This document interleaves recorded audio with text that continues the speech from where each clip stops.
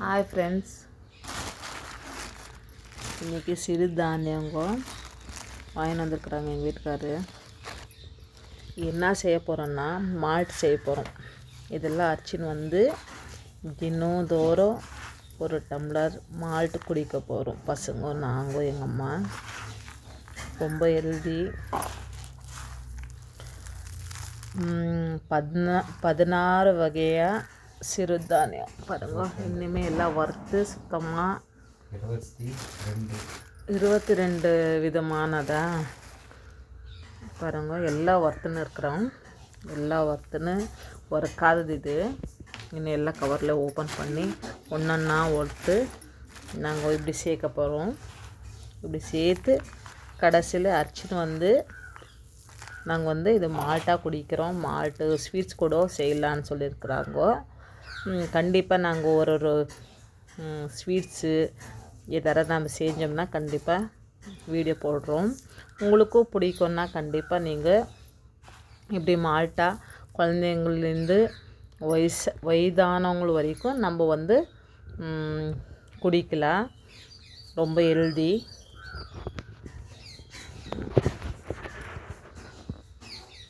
பாருங்க, இந்த சிகப்பு அரிசி வந்து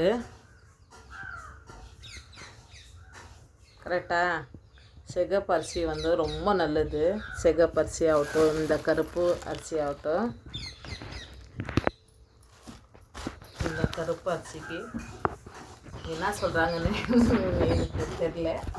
ஆனால் நாங்கள் வந்து இது ஃபஸ்ட்டில் யூஸ் பண்ணினே இருந்தோம். கொஞ்சம் பிரேக் அந்த மாதிரி யூஸ் பண்ணாதே கம்மி பண்ணிட்டோம்.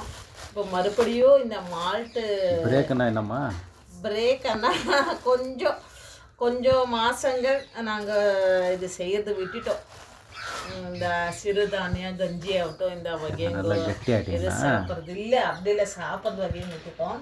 அதே மாதிரி ஃப்ரெண்ட்ஸ், இங்கே பாருங்க, அரிசி ரொட்டி செய்கிறதுக்கு அரிசி கழுவி காய வச்சு வீட்டுக்குள்ளே அப்படின்னு பாருங்க. கொஞ்சம் ஈரமாக இருக்குது. முன்னசாக வெயிலில் போட்டு காய வைக்காதீங்கோ. கொஞ்சம் பாதி காய்ஞ்சிட்டு பிறகு வீட்டுக்குள்ளவே காய வையுங்கோ.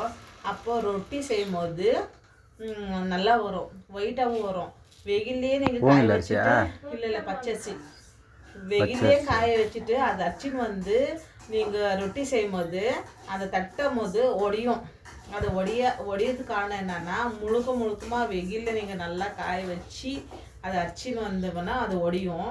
இந்த மாதிரி பாதி வெயிலில் காய வச்ச உடனே நெகிழில் காய வச்சிங்கன்னா அது ஒரு மாதிரி அந்த மாவு நம்ம பிசையும் போது சுடு தண்ணியிலையோ பச்சை தண்ணியிலையோ அந்த என்ன சொல்கிறது, அந்த ஒரு மாதிரி என்ன சொல்லுவாங்க, அந்த ஜிகின்றாங்க.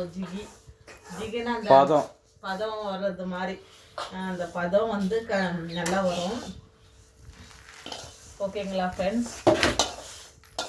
பிறகு எல்லா வகையும் 22 வகையாக வாங்கோ.